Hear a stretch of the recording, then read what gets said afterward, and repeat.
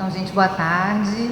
A gente vai agora começar aqui a mesa 5 do nosso seminário Ensino Superior Privado na América Latina. Quero agradecer muito o convite de André e Maria Lígia por estar aqui, né, coordenando essa mesa. Dizer que é um prazer estar aqui com vocês, aqui presencialmente, professor Marcelo Scudeler, parceiro aí de pesquisas. Prazer com vocês aí, né, nossa audiência. Então, eu vou fazer aqui a apresentação dos professores e depois a gente vai começar alterando um pouco a ordem que está aqui na divulgação.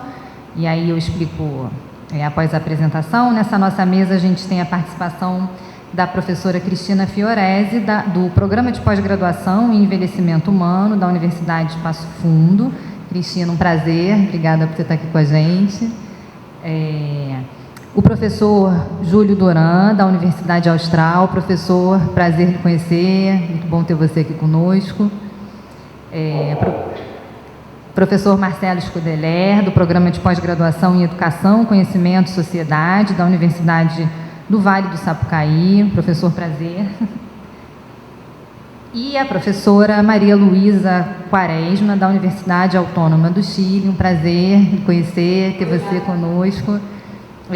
Porque a professora Luísa vai ter que sair um pouco mais cedo, a gente pode então começar, né, com a sua apresentação.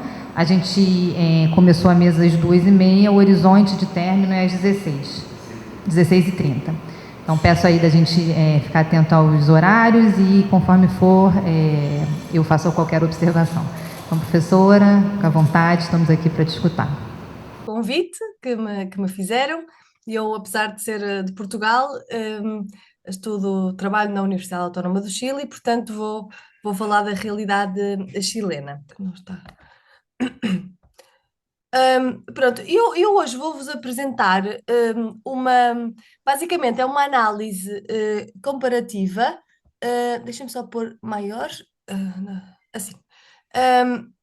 Uma análise comparativa sobre dois projetos realizados, peço desculpa, no Chile, um sobre universidades de massas e processos de mobilidade social e outro sobre universidades de elite e processos de reprodução social.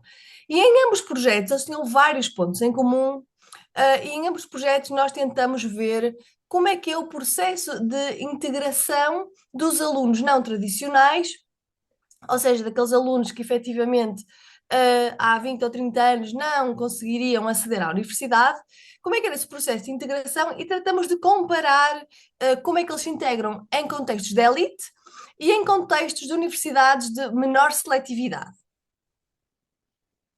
Pronto.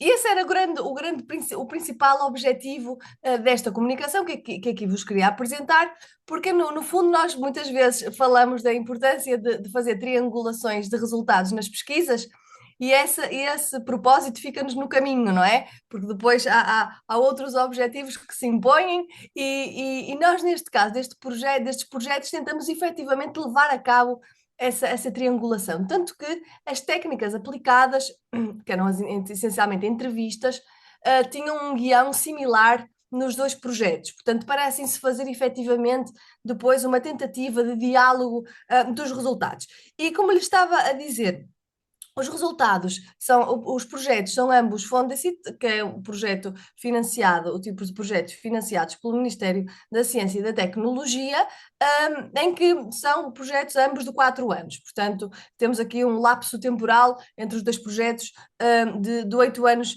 no total. Portanto, um era sobre, como estava a contar, universidades de elite, em universidades e cursos tradicionalmente de elite, seja de elite económica, seja de elite cultural do país, e por outro lado, universidades que são universidades de menor seletividade, onde, apesar de tudo, é mais fácil o ingresso, há muito menos exigência no momento da entrada na universidade e também os próprios processos pedagógicos de aprendizagem, digamos assim, são mais flexíveis e mais adaptados a um perfil estudantil não tradicional. Como é que nós vemos a integração? A integração tem a ver com com a densidade das interações dos alunos no cotidiano nos espaços universitários, como é que eles compreendem e interiorizam as normas implícitas e explícitas das suas universidades e como é que eles sentem ou não sentem esses sentimentos de pertença com a instituição. E efetivamente sabemos que uma débil integração pode, já nos dizia Tinto há várias décadas, levar ao abandono escolar em termos na universidade. E então nós escolhemos três grandes dimensões de análise no que diz respeito à integração dos estudantes nestes dois contextos. Relação com os amigos, com os colegas da universidade, relação com os professores e identificação com a universidade. E as nossas duas grandes perguntas seriam: como é que são diferentes, como é que se diferenciam as experiências universitárias e os processos de integração desses estudantes, que volto a repetir, não tradicionais, em universidades de elite e em universidades de baixa seletividade, e de que forma é que os próprios contextos universitários influenciam essa integração dos alunos não tradicionais, porque as normas institucionais, as políticas institucionais, têm também uma grande centralidade, um grande peso nestes processos mais ou menos de sucesso em termos de integração dos estudantes.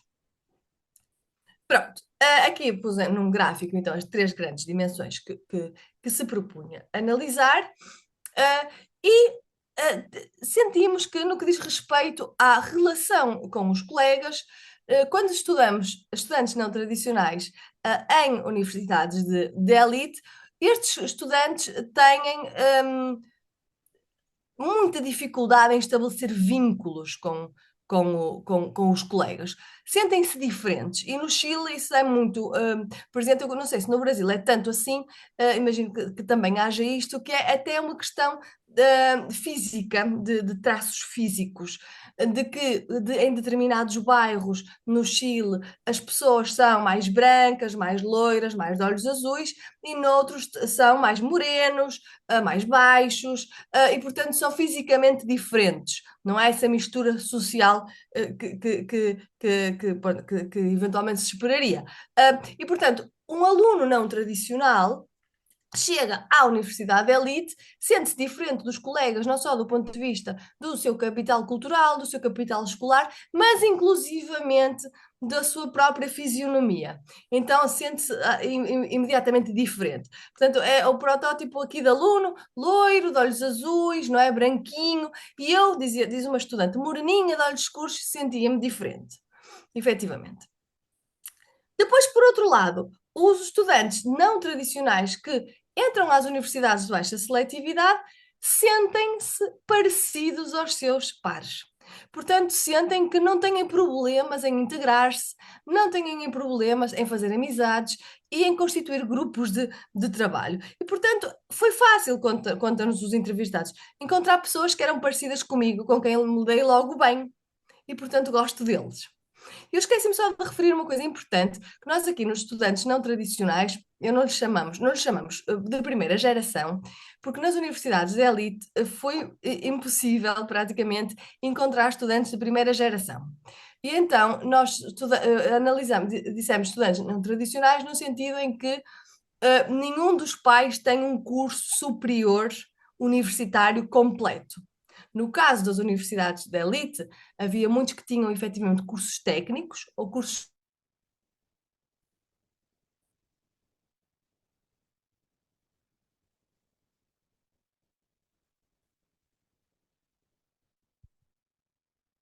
consideráveis,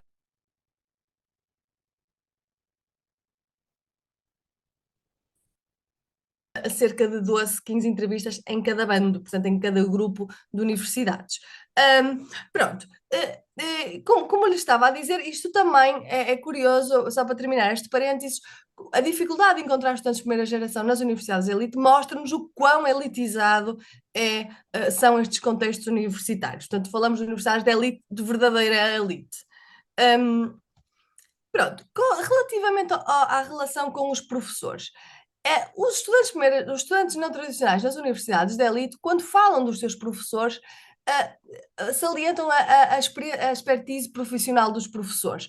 Ou seja, o meu professor é fantástico nesta área, escreve livros, uma pessoa reconhecida na área, mas não necessariamente sabe ensinar. E isto é muito patente nos discursos destes entrevistados. Portanto, eles falam do rigor e de exigência dos professores, enfatizam, né, obviamente, mas muitas vezes sentem que não entendem o que o professor diz, como nos diz aqui uma aluna de teatro. Não entendo nada do que a professora diz porque vai muito depressa. Pronto. E outro também de literatura diz-nos, outro estudante diz-nos que logo de início é uma exigência enorme, uma exigência que se mantém ao longo do ano. Ao princípio é duríssimo, mas acabamos por nos habituar. E nas universidades de baixa seletividade é completamente oposta à percepção que os alunos têm dos professores. Sentem-se integrados e acolhidos pelos professores porque dizem que são professores empáticos, professores humanos, professores que estão sempre ali para dar-lhes apoio, preocupados, que aprendam efetivamente, que integrem os seus conhecimentos e, portanto, esse apoio constante permite aos estudantes sentir-se muito mais integrados na universidade. Conta-nos aqui uma aluna de Direito. Estou sempre a apoiar, podes contar comigo. O meu professor de metodologia apoia-me sempre, tem uma voz angelical e foi um grande apoio para eu entender tudo isto. Vamos ao gabinete, aconteceu alguma coisa, vamos conversar. No fundo, é esta lógica de proximidade. Relativamente à identificação com a universidade, isto também é muito curioso, porque, obviamente, os entrevistados das universidades ali têm um grande orgulho de ter conseguido entrar para estas universidades. Foi muito difícil a entrada nestas universidades e, portanto, é um grande orgulho. Mas não se sentem pertences a esse espaço. Sentem-se que estão fora desse espaço. E, portanto, apesar de eu ter um grande orgulho de ali estar, eu não me sinto bem naquele espaço. Sinto que é um espaço estranho. Isto acontece em praticamente todas as entrevistas dos estudantes. Enquanto que os outros estudantes não têm essa percepção, obviamente, de um grande orgulho de estar nesta universidade, mas identificam-se com a instituição, consideram que são parte do corpo discente dessa universidade e sentem-se felizes e representados pela universidade. Portanto, tratam essencialmente de dizer-nos que, apesar da universidade não ser notoriamente reconhecida, socialmente reconhecida como uma boa instituição, não é tão má como dizem e cabe-lhes a eles também mostrar que eles podem ser bons profissionais, sempre a lógica meritocrática aqui, apesar da universidade de onde saíram. Portanto, aqui o foco é no indivíduo e também na superação desse estigma universitário. Pronto. Como é que nós, isto uma análise ainda que queremos aprofundar bastante mais, mas como é que nós concluímos aqui estas discrepâncias de percepções e de sentimentos de integração? Portanto, os das universidades de elite sentem-se efetivamente que não têm nada a ver, não sentem identificação com os seus colegas, nem com os seus professores, não sentem identificação com o capital cultural e académico veiculado na instituição e, portanto, para eles é um trabalho extra de nivelamento. Faz lembrar os estudos dos anos 70, do Bernstein, da importância dos nivelamentos, dos códigos linguísticos. Ali são verdadeiros como diz a Riei, peixes fora da água, né? Que estão ali num universo que lhes é completamente fora, está completamente fora do que eles estão habituados. Em contraste, os estudantes em universidades de baixa seletividade encontram pares sociais, sentem-se integrados, sentem-se protegidos pelos professores e, portanto, sentem que uma relação pedagógica direta e próxima com o professor permite aprendizagens efetivas. O prestígio da universidade é muito assinalado pelos estudantes da Universidade de Elite, obviamente, mas como não se sentem parte da instituição, acaba por diluir-se esse sentimento de orgulho em estar numa instituição na qual não se sentem bem. Portanto, aí dilui-se o que deveria ser um efeito quase mágico de sentimento de orgulho, ter como consequência o sentimento de pertença, vê-se que não há essa associação direta.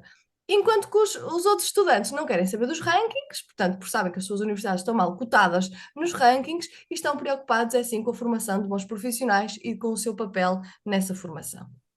E eu gostava de deixar aqui umas perguntas para reflexão, um pouco sobre esta questão da massificação do ensino superior, destes perfis universitários claramente diferentes, que sei que também existem no Brasil. Qual é que é, afinal, o papel da universidade atualmente?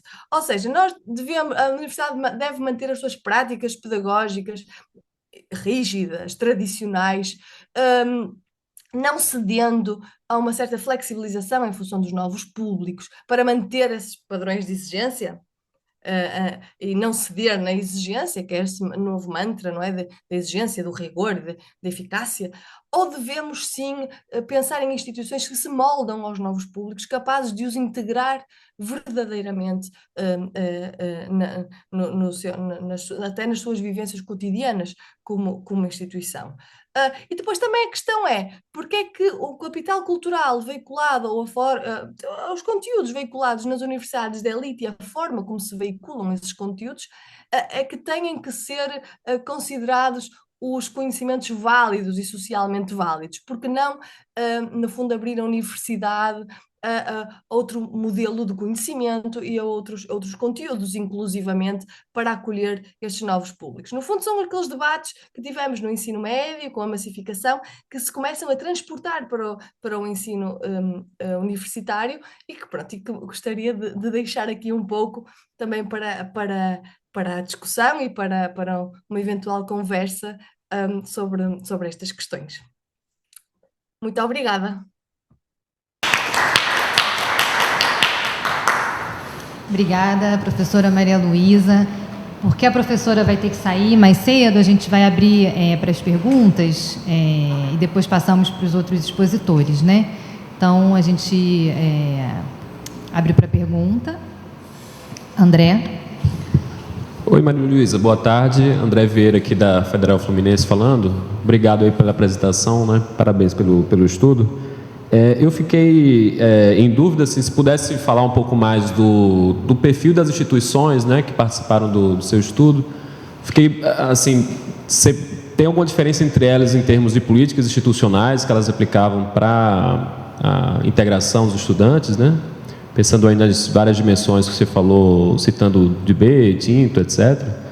E se percebia alguma variação entre áreas, né, entre cursos, né, de graduação mais elitizados ou com seletividade mais baixa, falando também um professor que é coordenador de curso aqui, né, de graduação.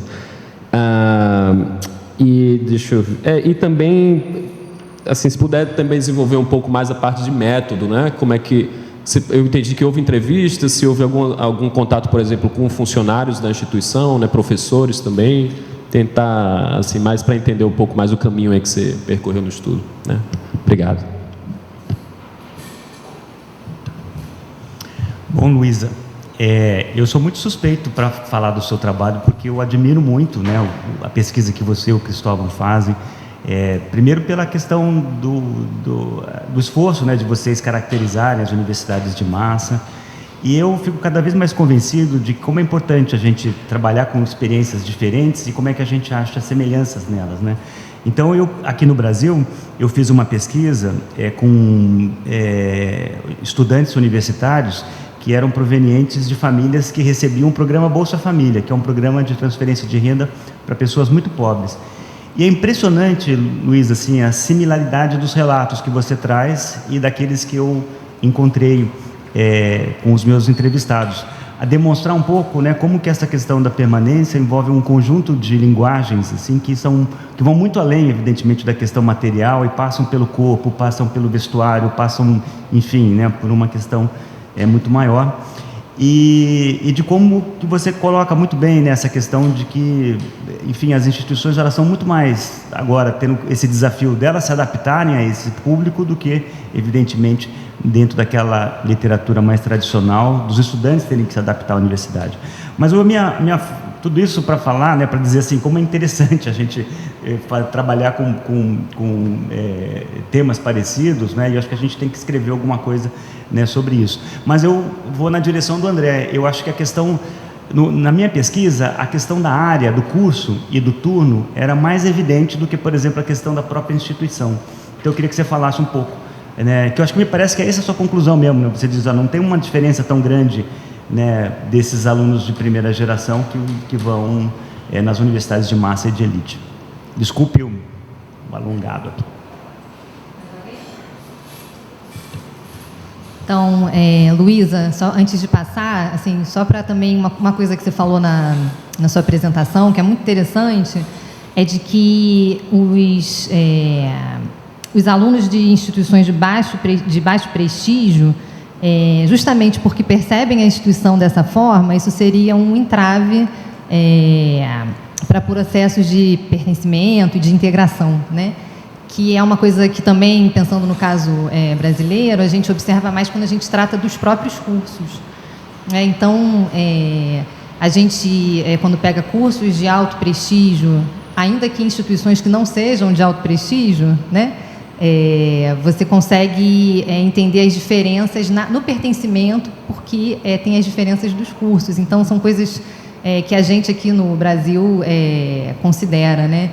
E sobre a integração, eu estou orientando uma pesquisa que vai fazer uma comparação entre medicina e ciências sociais como um curso de alto prestígio, muito fechado, e um de baixo prestígio. E a gente vai olhar a construção da identidade racial, que é um tema muito importante aqui no Brasil. Então, a gente já tem pistas de que em cursos como medicina, a falta de integração de alunos negros os fazem mudar a própria identidade racial. Ao passo que uma maior integração de alunos negros nas ciências sociais reforça identidade racial. Então, se você também observou alguma questão relativa a esse tipo de classificação quando você fez sua pesquisa. E aí, acho que a gente encerra aqui as perguntas, Luiz, então, por favor. Todas as perguntas, agradeço imenso. E é ótimo conversar convosco, não é, do Brasil, que têm uma realidade que para mim é curiosa, porque é diferente à portuguesa. Eu noto muito mais semelhanças com a chilena do que com a portuguesa, pelo menos nestas questões das universidades. E para mim é super enriquecedor conversar convosco. Bem, sobre os perfis das universidades, o Chile, nas universidades, crescem como cogumelos, verdadeiramente, não é? As universidades privadas estão por todo lado e aparecem e desaparecem, não digo todos os dias, mas aparecem muitas universidades e outras vão à falência, portanto é um mercado muito, muito dinâmico. Mas efetivamente eu aqui trouxe dois perfis quase antagónicos, mas isto é um bocadinho um estereótipo, não é? Porque há muitas universidades entre meio e inclusivamente nestes dois grupos há fortes diferenças. Dou o caso das universidades de elite, em que temos as universidades de elite, que são as consideradas tradicionais, onde está uma elite intelectual e cultural do país, essencialmente, e temos as universidades de elite financeira, que são universidades onde, por exemplo, os estudantes não são tão bons alunos, os que chegam, mas são provenientes de colégios muito bem nos rankings, muito bem classificados nos rankings, e vêm de famílias de alto capital económico. Portanto, temos aqui bastantes diferenças no campo das universidades de elite, tal como temos no campo das universidades de massas. Temos universidades de baixa seletividade que se ficam por aquela lógica docente, que não apostam na pesquisa, e temos universidades que se vão complexificando e apostando na pesquisa precisamente para ir subindo nos rankings, inclusivamente internacionais. Portanto, os perfis aqui universitários são complexos, e eu tentei resumir por uma questão de tempo e de organização de ideias, mas efetivamente não é nada, não é o retrato simplista que eu aqui apresentei. E nós até temos um paper com o Cristóvão que discute precisamente a complexidade do sistema universitário chileno, da quantidade de universidades que existem, como se agrupam em clusters, e vemos como esses clusters se movem ao longo dos anos, porque efetivamente as universidades aparecem, desaparecem, umas eram universidades pura docência e agora são universidades de pesquisa e ótimas, portanto saltos enormes em termos das universidades. Mas aqui eu optei então só por uma questão de lógica na apresentação. Depois, perguntam-me sempre a questão das áreas, porque a questão das áreas, eu imagino que no Brasil seja muito importante. Um, no Chile não se sente tanto, no Chile sente-se mais a importância da universidade. Eu dou o caso do exemplo de Direito. Direito na Universidade do Chile é um curso com muito prestígio, portanto, dali saem os grandes políticos do Chile, os grandes intelectuais do Chile, mas, por exemplo, há direito em todas as universidades, todas não, mas em imensas universidades privadas de baixo prestígio, e é completamente diferente o perfil de estudantes, e, portanto, a única área em que nós talvez pudéssemos dizer que é fundamental e que há uma grande diferença e a instituição conta menos seria a medicina. Mas no resto das áreas é muito mais importante, tem muito mais influência nas nossas percepções, até inclusive nas nossas percepções de futuro, de integração profissional. Muito mais importante a casa de estudo do que a área em que nós estamos. Eu diria, tem mais prestígio estudar sociologia numa boa universidade do que estudar economia numa má universidade, ou direito numa má universidade. Portanto, aqui a questão da casa de estudo conta muito. Relativamente aos métodos, bem, isto são dois estudos muito grandes, como eu disse, são de 4 anos, portanto, nós fizemos análise de conteúdo dos documentos oficiais de cada universidade e de cada curso. Nós escolhemos 8 cursos de cada grupo de universidades. Portanto, houve um estudo, depois entrevistas aos diretores dos cursos, entrevistas aos professores, entrevistas a ex-alunos, foi um estudo muito, muito grande. Eu aqui só peguei nas entrevistas aos estudantes, ok? Que foram entrevistas em detalhe, foram entrevistas que demoraram aproximadamente 2 horas e meia, muitas delas foram em 2 sessões, em que nós queríamos ver efetivamente todo o processo socializador desde o início daqueles jovens, como foi a sua integração na escola, na universidade, na família, nos relacionamentos amorosos, na questão da esfera cultural. Portanto, foram entrevistas muito, muito, muito minuciosas. Mas, claro, tivemos outras técnicas, obviamente também inquéritos, fizemos inquéritos aos estudantes de todas as universidades e de todos os cursos. Esqueci-me de dizer, em cada grupo nós selecionamos então oito cursos, tentamos sempre que fosse de letras, de ciências, cursos de medicina, portanto tivemos essa preocupação da diversidade dos cursos. Mas este aqui, neste projeto, na apresentação, somente me focalizei nas entrevistas. Quanto à questão racial, eu acho que é uma questão muito interessante que vai surgir no Chile, mas que não surgiu ainda. Vai surgir por causa da imigração. Eu lembro-me quando cheguei ao Chile em 2013, praticamente não se viam imigrantes, não se viam negros, praticamente. E agora é completamente diferente. A realidade mudou completamente. Portanto, não é ainda uma questão, tem mais a questão dos indígenas, isso tem, que é estudada também por vários colegas, mas a questão racial dos negros, de umas minorias étnicas só tem a mesma dos indígenas, não tem essa multiplicidade de minorias étnicas que, por exemplo, estamos habituados em Portugal ou na Europa, pronto, que são muitas minorias e como se integram de forma diferente no sistema educativo. Eu acho que, portanto, daqui a 4 anos voltamos a conversar sobre a realidade racial, porque certamente vai aparecer. Será um prazer voltar a conversar. Obrigada, Luísa. Eu peço desculpa por ter que me ausentar, peço imensa desculpa. Imagina, a gente compreende, a gente atrasou um pouquinho, né? Então, obrigada. Vou passar para a próxima expositora, que é a professora Cristina Fiorese, e aí também vou fazer aqui uma propaganda do dossiê que a gente está organizando. Então, André Pires, Marcelo Scudeler, organizamos esse dossiê na educação temática digital, que reúne artigos que discutem perspectiva comparada ao sistema de educação superior na América Latina. E a Cristina tem uma contribuição no dossiê muito legal, Cristina e André, né? Então, ano que vem a gente lança, faz a divulgação, mas já fica aqui assim uma pitada de um convite para vocês, né, depois conhecerem. Então, Cristina, por favor, passo a palavra a você. Ótimo, obrigada. Eu vou compartilhar minha apresentação aqui. Só um pouquinho.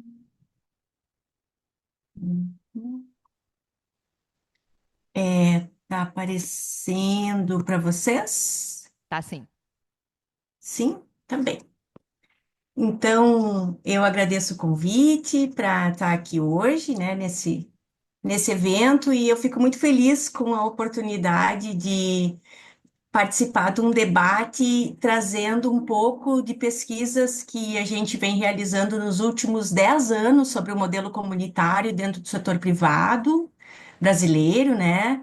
E aí eu quero mencionar a importância da professora Clarissa Baeta Neves nessa caminhada, né? E dizer que boa parte da discussão que eu vou trazer aqui, ela é fruto de um estudo realizado com o professor André, que aí está, e também com o professor Omiro Schaefer, e eu agradeço a parceria dos dois. Bom, então, para começar, o que é o modelo institucional formado pelas instituições comunitárias? Algumas características. Essas são instituições que surgem no Brasil na metade do século passado, anos 50, 60, 70, com uma presença bastante significativa nos estados do sul do país, embora não só. Elas foram instituições responsáveis pela interiorização da educação superior numa época em que o Estado não alcançava essas regiões, né? As instituições comunitárias, elas podem ser laicas, que a gente chama de comunitárias regionais, ou confessionais, como as PUCs, por exemplo, né, que são bastante conhecidas. O modelo comunitário, ele tem uma forte característica de envolvimento com o desenvolvimento regional, justamente porque são instituições que surgiram da mobilização de lideranças das suas regiões, né? E isso vai explicar a importância da dimensão da extensão universitária nesse modelo. Ainda, em termos legais, né, as instituições comunitárias, elas são instituições de propriedade privada, embora sem fins lucrativos, mantidas por uma fundação, uma associação ou um consórcio. O financiamento das instituições comunitárias brasileiras é predominantemente privado, baseado no pagamento das mensalidades dos estudantes. A sua estrutura de gestão tem características de colegialidade, com participação da comunidade interna e externa. E por que isso, né? Porque, historicamente, essas instituições, elas se estruturaram, até pelo momento em que elas surgiram, de uma forma muito assemelhada às universidades públicas, compartilhando características clássicas da ideia de universidade, né? Como a colegialidade, a gestão por pares, a indissociabilidade, ensino, pesquisa e extensão, investimento em pós-graduação, enfim. Então, olhando para essas características gerais, né, que eu estou desenhando aqui do modelo, a gente pode dizer que esse é um modelo híbrido, ou seja, ele tem um misto de características públicas e privadas que vão se movendo com o tempo e vão se combinando na composição do modelo. Bom, em termos de marco legal, a Constituição Federal de 1988, ela é o primeiro reconhecimento que se tem de instituições de educação comunitárias no Brasil. Diz lá que elas podem receber recursos públicos, inclusive. Depois, a Lei de Diretrizes e Bases da Educação Nacional, de 96, também menciona as comunitárias. E importa dizer que essa lei, a LDB, ela foi alterada em 2019, passando a classificar as instituições de ensino em 3 categorias administrativas: públicas, privadas e comunitárias, segundo a LDB, na forma da lei. Que lei? No caso da educação superior, a lei é a chamada Lei das ICES, Lei das Instituições Comunitárias de Educação Superior, lá de 2013. O que essa lei faz, né? Essa lei, ela qualifica as instituições comunitárias, no sentido de definir critérios necessários para que uma instituição seja assim classificada. E conforme a lei, uma vez certificada como comunitária, essa instituição goza de prerrogativas como, por exemplo, receber recursos do Estado para atividades de interesse público, participar de editais de fomento antes disponíveis somente para as instituições públicas, ou então ser alternativa na oferta de serviços públicos quando da ausência do poder público. Essa lei foi muito celebrada pelo modelo comunitário lá na sua aprovação em 2013. Porém, agora, né, passados 11 anos, da aprovação, em termos práticos, isso não se traduziu num lugar para as instituições comunitárias no sistema de educação superior brasileiro. A gente pode dizer que a lei é quase que letra morta. Bom, falei das características gerais do modelo, falei do marco legal, agora um pouquinho das instituições comunitárias em números, né? Quando a gente olha para a distribuição e expressão das ICES no cenário nacional, considerando aquelas que são assim certificadas a partir da lei de 2013, a gente tem o seguinte: no início desse ano, havia 84 instituições certificadas como ICES no Brasil. Mais da metade delas, ali a gente vê no gráfico, 56% estão na região sul, como eu falei, esse é um modelo muito característico da região sul do país. A segunda região com a maior concentração de ICES é a região sudeste. Em 2022, as ICES tinham quase 460 mil estudantes, o que representava, na época, aproximadamente 5% do total do sistema. Mas a participação do modelo no total de matrículas do país, ela nem sempre foi essa. E agora eu quero mostrar alguns números que evidenciam a redução do tamanho do modelo comunitário e qual é o contexto desse encolhimento do modelo comunitário. E aí a gente vai entender como é que elas se situam dentro do setor privado. Então, olha só. As ICES, as comunitárias, elas fazem parte do grande conjunto das instituições privadas sem fins lucrativos. Então, como mostra esse gráfico aqui, as privadas sem fins lucrativos, ali em laranja, elas têm perdido espaço no sistema para as instituições privadas com fins de lucro em cinza. De tal modo que as sem fins lucrativos, elas passam de uma participação de 42% no total de matrículas em 2010 para 17,5% agora em 2023. E isso também diz respeito aos números absolutos. Em 2022, as sem fins lucrativos, elas contavam com somente 1/3 do total de matrículas que elas tinham lá em 2010. E aí nós vemos aí à direita, no gráfico pizza, né, que hoje 62% das matrículas praticamente estão em instituições privadas com fins de lucro. E importa destacar que esses 62% hoje são predominantemente, não só, obviamente, mas predominantemente em cursos EAD ofertados por grandes conglomerados de ensino superior, com altos índices de evasão, as pessoas começam e não terminam, qualidade bastante discutível e apresentando uma relação professor-aluno exorbitante, podendo chegar, em alguns casos, a 2.000 alunos por professor.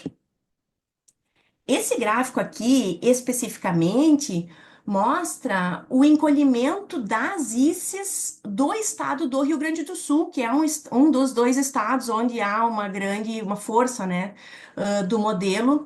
Entre 2016 e 2024, vejam, elas perderam mais de 40% dos alunos nesse período. E perderam para quem? Perderam para as instituições privadas com fins lucrativos dos grandes conglomerados. Então, esse é o contexto no qual as instituições comunitárias se encontram hoje, né?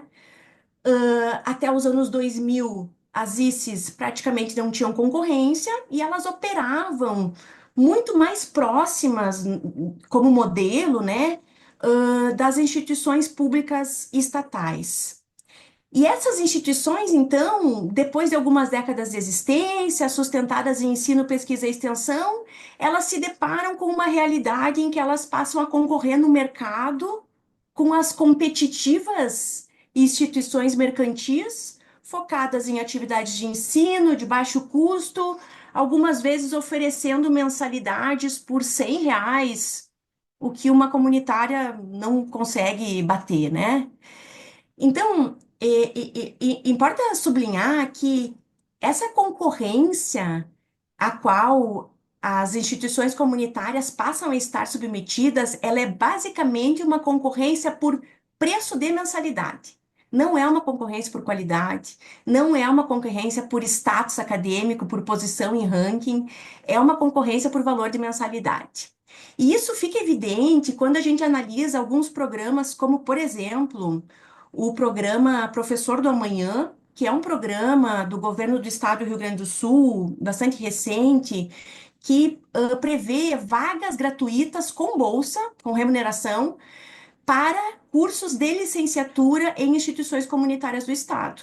A adesão dos estudantes, dos candidatos a esse programa é muito alta. Esse programa esses programas são muito exitosos. Tem em Santa Catarina também um parecido, né? Bom, mas voltando para a situação das ICES, né? Então, as ICES passam a viver uma crise que é uma crise no financiamento.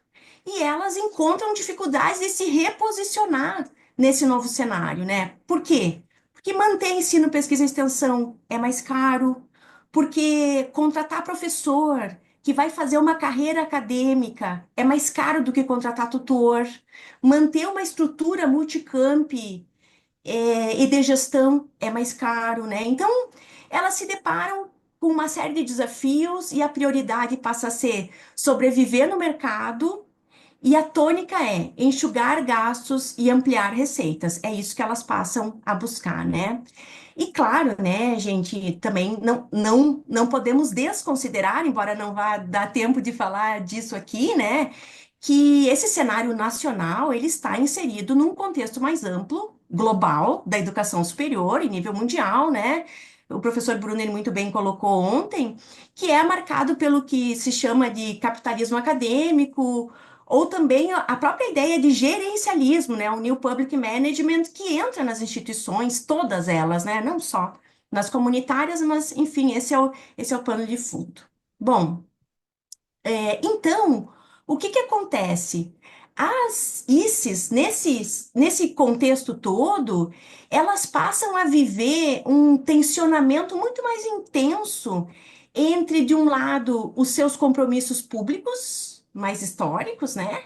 E essa necessidade de competir. E há reposicionamentos do modelo, e é isso que a gente tem pesquisado ao longo dos últimos anos, né? Há um reposicionamentos do modelo para sobreviver e que a gente poderia sintetizar em algumas informações, né? No ensino, por exemplo, o que que a gente vê? O fechamento, ou não necessariamente o fechamento, mas a precarização da oferta de cursos de graduação que são considerados socialmente relevantes, e lembrem que para as comunitárias o socialmente relevante é muito importante, porque elas têm aquele compromisso com o desenvolvimento regional, né? Mas que são cursos não rentáveis, como, por exemplo, as licenciaturas. Também vemos o ingresso no mercado EAD de diferentes formas, mas em uma boa parte dos casos, um EAD aos moldes daquele ofertado pelas instituições mercantis, terceirizados, em parceria com grandes grupos. No tópico relação com a comunidade, né, que é tão caro ao modelo comunitário, existe uma redução na dimensão da responsabilidade social das instituições, no sentido de uma restrição na oferta de serviços gratuitos para comunidades vulneráveis, e importante, restrição e não cessação, elas continuam fazendo. E uma busca por autossustentabilidade, então uma ideia de vamos fazer uma extensão que se pague, né, que gere receita, enfim, né. E no âmbito da pesquisa universitária tem um movimento bem interessante, que é a busca por uma pesquisa aplicada, numa ideia de aproximação com o setor produtivo para gerar novas receitas. Então, as comunitárias investem muito na ideia de parques, criação de parques científicos tecnológicos, eles emergem como uma alternativa para diversificar as fontes de financiamento. Uma espécie de um canto da sereia, assim, né? De que talvez isso fosse resolver a situação financeira, mas aí talvez a gente possa discutir um pouco que espaço isso tem no capitalismo acadêmico latino-americano e brasileiro, né? Enfim. E no âmbito da gestão universitária, a gente vê claros movimentos em direção a uma gestão mais profissionalizada. E aí a gente vai encolhendo, restringindo um pouco a colegialidade, embora ela continue existindo, e vai vendo também uma maior verticalização, né, das decisões. Numa outra pesquisa que a gente desenvolveu, e que tem relação com isso, né? A gente procurou identificar em que medida, nessa busca por sobrevivência, as instituições comunitárias fazem um movimento de isomorfismo mimético em relação, em direção às instituições privadas com fins lucrativos, ou seja, um movimento de imitar os vencedores, né? Bem entre aspas. E aí eu destaco aqui a busca por matrículas na modalidade EAD. Vejam aqui nesse gráfico, ele mostra ali, nas 3 primeiras barras estão as instituições públicas federais, em 2015, 2019 e 2022. Nas 3 barras do meio, que tem o círculo em vermelho, estão as ICES, e nas outras 3 barras, as com fins lucrativos, privadas com fins lucrativos, todas no mesmo período. Então, embora, claro, a gente veja aqui, né, há uma diferença importante de escala, existe entre as ICES e as privadas com fins lucrativos uma tendência de queda nas matrículas presenciais e também uma tendência de ampliação nas matrículas em EAD. E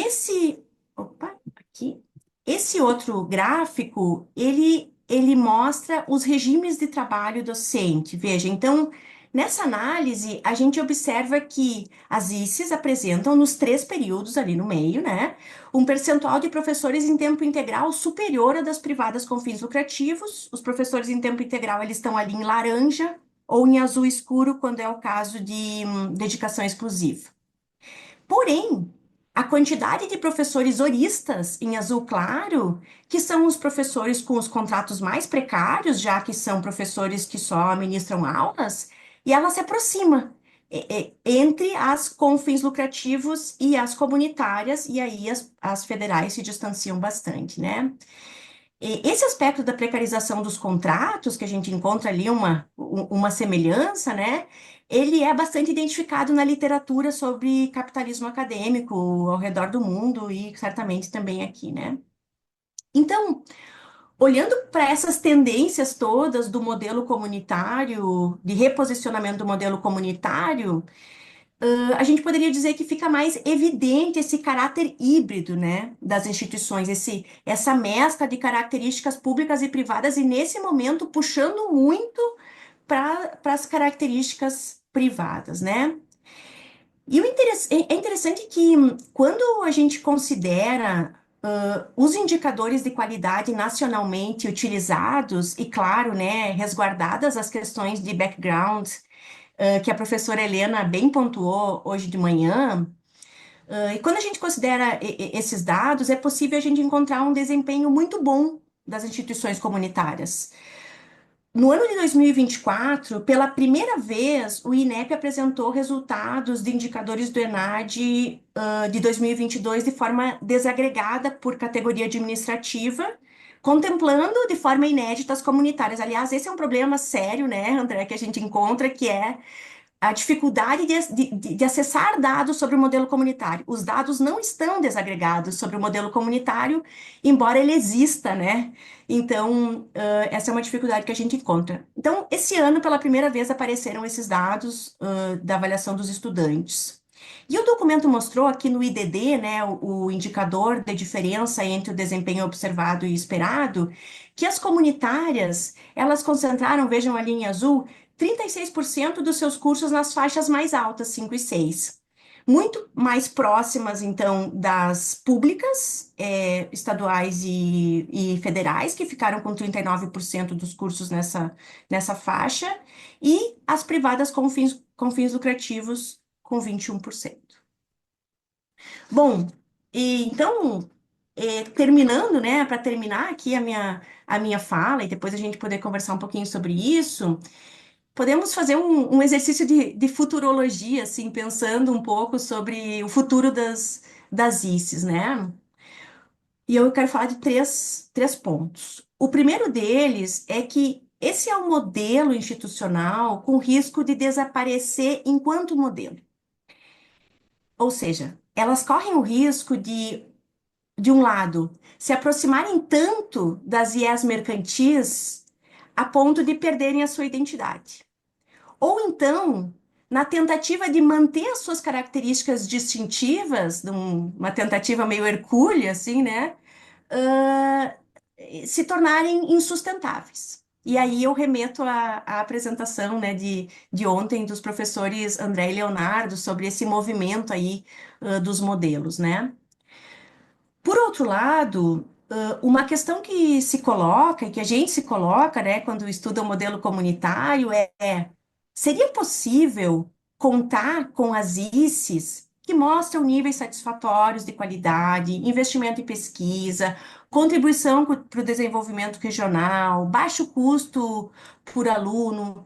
Seria possível contar com esse modelo institucional no processo de expansão da educação superior, que hoje está nas mãos dos grandes grupos mercantis, dos grandes conglomerados?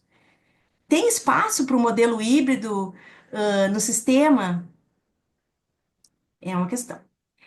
Bom, se sim, para isso, né, são necessárias políticas públicas que aproveitem a capacidade instalada do modelo comunitário.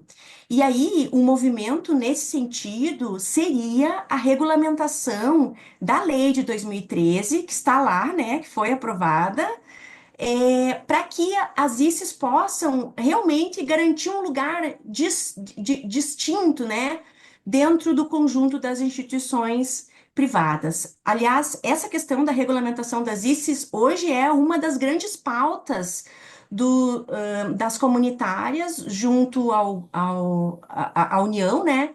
Primeiro junto ao Conselho Nacional de Educação, exitosamente, e agora junto ao Ministério da Educação.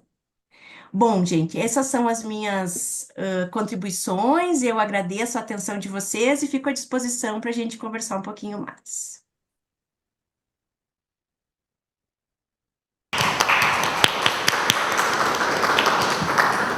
Obrigada, Cristina, pela apresentação. A gente continua a conversa, mas antes disso, eu vou passar a palavra para o professor Júlio Duran e, na sequência, para o professor Marcelo, e aí depois a gente abre para as perguntas. Então, professor, muito obrigada pela participação. Fica à vontade, a palavra está com você. Muchas gracias. Un saludo especial a todos los profesores, colegas del CELAPES. Tuvimos el año pasado la alegría de estar hace un año, justamente en diciembre del año pasado, presentando este centro, así que muy contento de poder participar aquí nuevamente. Gracias por la invitación a María Lilla, a André Pires, Luma, Renato, a todos los que presentaron ayer. Excelente seminario. Voy a compartir entonces. Un segundo.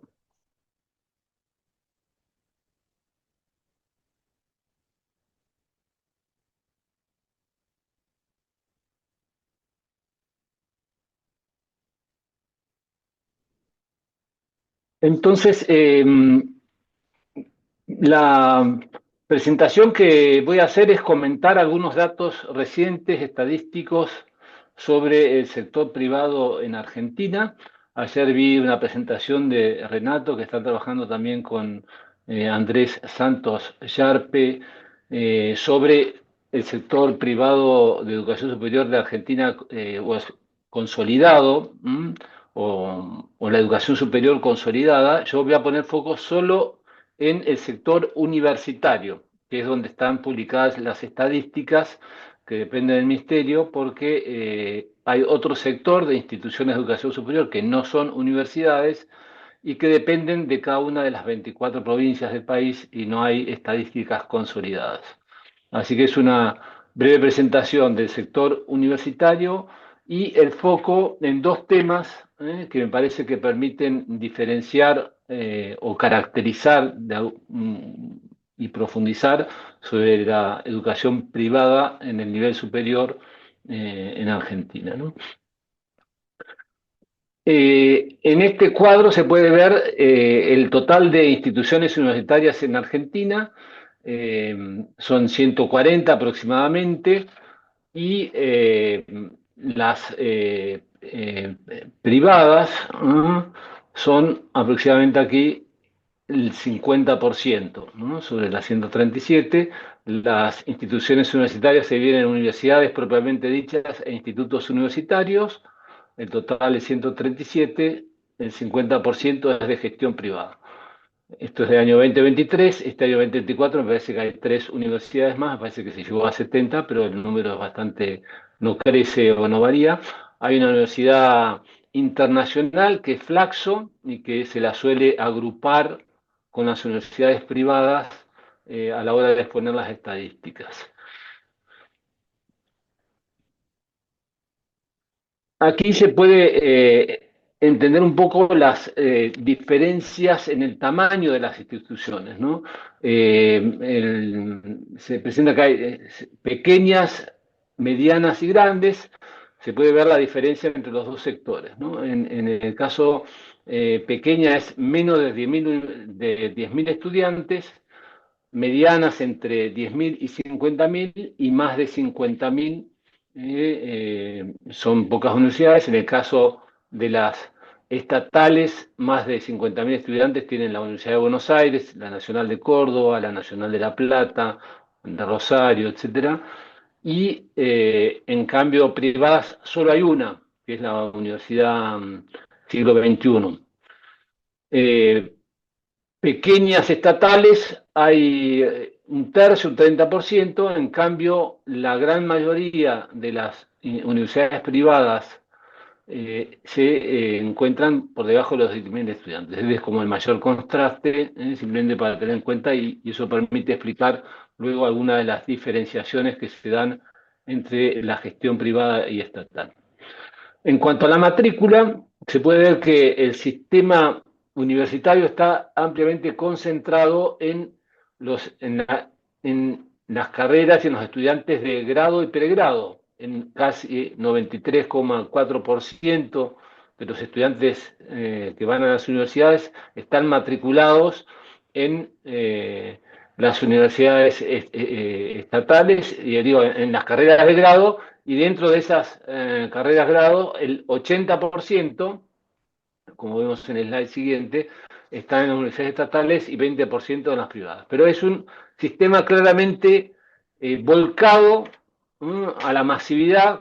Como saben, en Argentina el ingreso a la universidad es irrestricto, no hay ningún tipo de selectividad, y en el caso de las universidades estatales es absolutamente gratuito.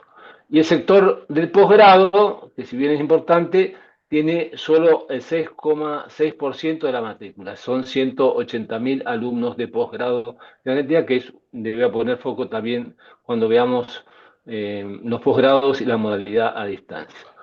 Aquí lo que recién decía, 80% estatal en matrículas de grado y 20% privado, ¿no? 2 millones de alumnos en las universidades públicas, universidades nacionales y algunas provinciales, y 500.000 estudiantes, un 20% en las universidades privadas.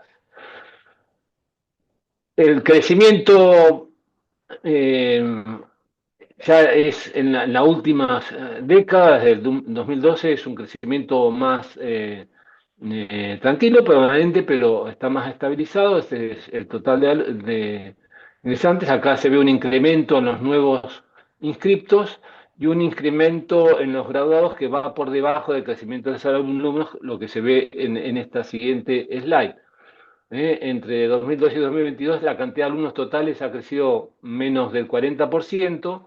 Los nuevos inscriptos, es decir, quienes se acercan a la universidad, lo han hecho mucho más, 70%, digamos, pero el nivel de egreso del conjunto del sistema creció solo un 32%, por debajo del incremento total de alumnos y muy por debajo del incremento total. Lo que está anunciando un tema que estaba en la agenda pública de Argentina hace muchos años, que es la baja eficiencia y el problema de la duración y de la terminalidad en las carreras, ¿no?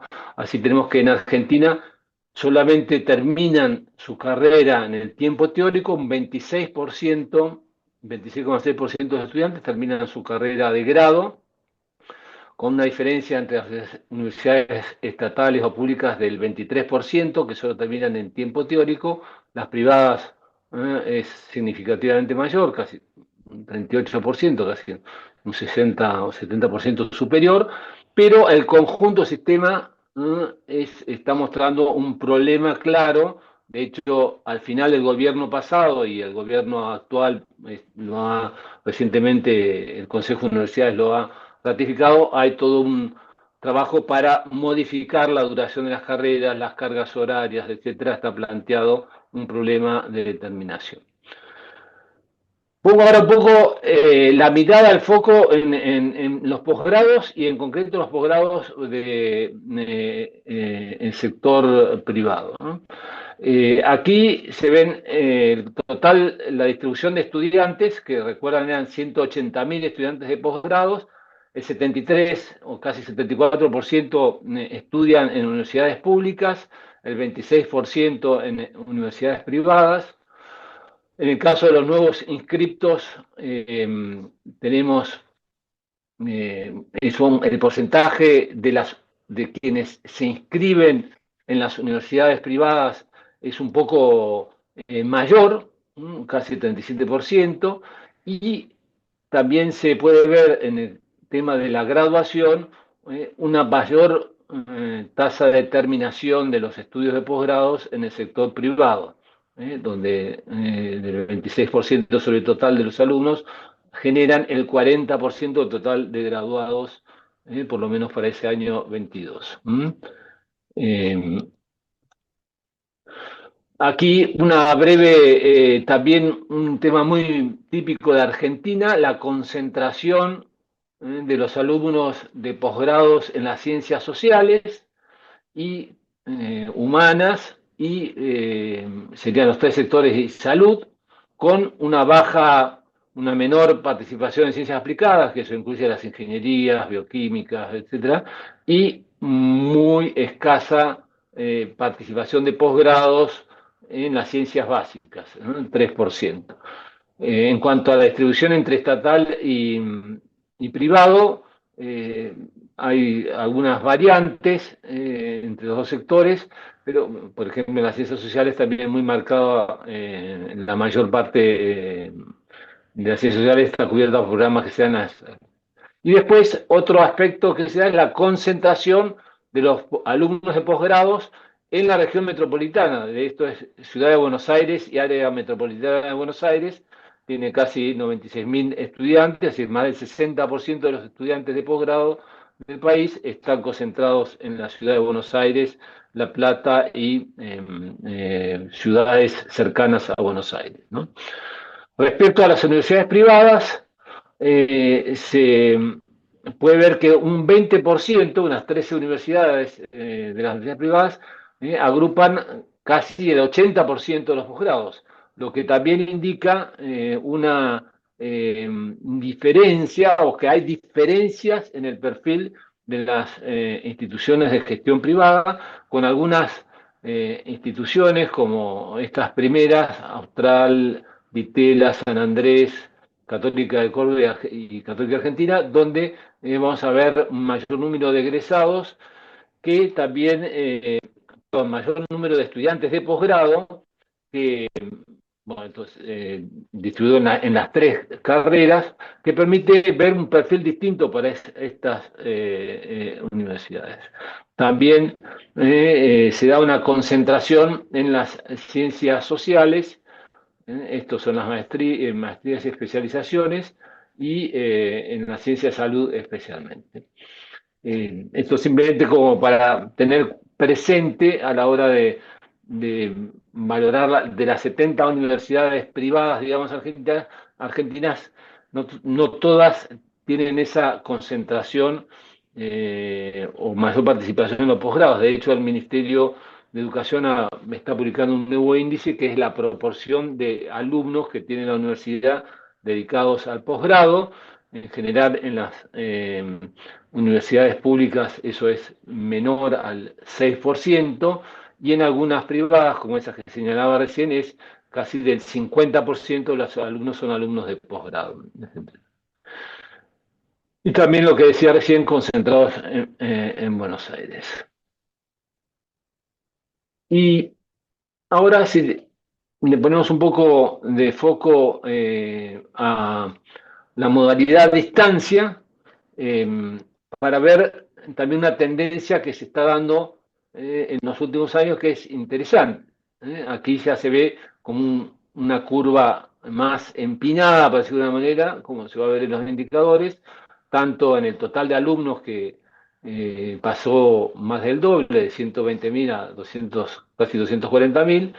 Sobre todo se ve en la cantidad de nuevos inscriptos, que es esta curva negra, donde pasa de 50.000 a más de 100.000, y en la cantidad de graduados, de 6.000 graduados que habían estudiado educación a distancia, que pasa a casi 20.000 o 19.000. Eso está indicando unas tendencias bastante marcadas, quizá no con el nivel de virulencia con que se dio en Brasil, como he escuchado y he visto en las presentaciones, pero sí también de un modo marcado se está dando en Argentina. Se da un crecimiento entonces de los estudiantes del 97%, de los nuevos inscriptos está creciendo al 107%, y en la cantidad de egresados en la modalidad de distancia ya multiplicándose por 3, más del 200%. Y es interesante ver cómo es la composición. Si el total de estudiantes, por ejemplo, entre privado y estatal, en la presencial, 15, y en el nivel de grado se daría 84-15, a distancia. Estamos viendo un marcado predominio de estudiantes del sector privado, digamos, ¿no? 66% van al sector privado y solo el 33%. Hay menos oferta en el sector estatal. Y en posgrado, no tan marcado, pero también lo mismo. En la presencial, más o menos se mantiene en la tendencia del sistema, en torno eso, a los 3/4 o 80% en estatal y el resto privado. En cambio, en la educación a distancia ya se ve un predominio de estudiantes en el sector privado. Ahí, ya estoy terminando. Se cumplió el tiempo que me había puesto ahí una alarma. Aquí se puede ver también estas diferencias en la cantidad de estudiantes por modalidad. Se va observando el crecimiento del sector privado en esta. Y en los nuevos inscriptos, por ejemplo, en la educación a distancia, de cada 100 nuevos inscriptos, el 70% se está inscribiendo en instituciones privadas. En el caso de grado, donde hay pocas ofertas de grado de universidades públicas, y en el caso de posgrado no es tan acentuado, no es 70%, pero es un 60% que se inscriben de los nuevos inscritos que van al sector privado. Acá la distinción es cómo impacta la educación a distancia en los dos sectores. En el caso estatal es muy minoritario el impacto de la educación a distancia, 6%, el 94% es presencial en el sector estatal. En cambio, en el sector privado, el 40, casi 41% ya de los alumnos ya son alumnos a distancia, contra 60% presencial. En el caso del grado, en el caso del posgrado, en los privados, casi el 30% de los nuevos inscriptos están en la modalidad de distancia. Y acá se vuelve a acentuar en la cantidad de egresados, eso que yo marcaba antes sobre el incremento, la multiplicación de los graduados en la modalidad de distancia, se explica sobre todo por el incremento de graduados en el sector privado. En el sector digamos, esto es en cuanto a la modalidad presencial a distancia. En la presencial, lo privado sigue siendo es un cuarto, que es lo razonable o lo habitual o coherente, pero en la modalidad a distancia, los graduados pasan a ser el 76% de instituciones privadas, en el caso del grado, y en el caso del posgrado, el 85% de quienes se gradúan en la modalidad a distancia lo hacen en instituciones privadas. Acá entonces es otra mirada sobre la incidencia de la modalidad a distancia en uno de los dos sectores de gestión. En el caso estatal sigue siendo minoritario, 5%, en el caso privado de grado ya es un 31%, los alumnos que hacen modalidad de los egresados en sector privado ya es un 31% y en posgrado un 27%. Bueno, me parece que hasta acá había llegado con esta mirada a algunas de las estadísticas más recientes, digamos, que se han publicado. El anuario estadístico está disponible del Ministerio, pero que está mostrando un sector dinámico, o el dinamismo, digamos, del sector de la modalidad a distancia por parte del sector privado, que no es tan acompañado por el sector público, que en alguna medida refleja también lo que vivió Brasil en años anteriores con esa explosión de la educación a distancia. En Argentina no se ha dado de ese modo tan marcado como se ve y lo observo en las presentaciones de ustedes, colegas de Brasil, pero bueno, también hay algunos indicios de que también está cobrando dinamismo ese movimiento aquí en Argentina. Así que muito obrigado, muchas gracias y un placer escucharlos.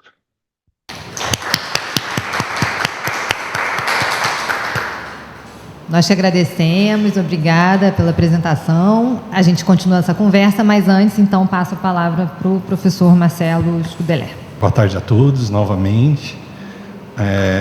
Queria cumprimentar as professoras, os professores Maria Luísa, Cristina, Júlio, também de forma muito especial a professora Carolina, a professora André, a professora Maria Lígia, que fizeram esse gentil, generoso convite de participar dessa conversa com vocês, meus colegas.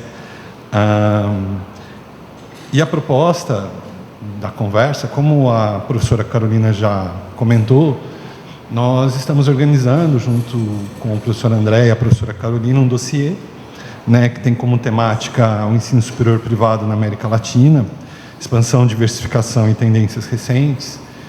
E também faço uma contribuição com mais dois colegas, o Cássio e o Gustavo, escrevendo artigos sobre a educação à distância como um fator de agravamento desse processo de estratificação na educação superior. E como hoje é sexta-feira à tarde, né, eu acho que eu sou o último a falar nessa mesa, vou tentar nesta mesa, né? Mas seguindo a inspiração da professora Lígia, vou tentar provocá-los, né, para uma boa discussão.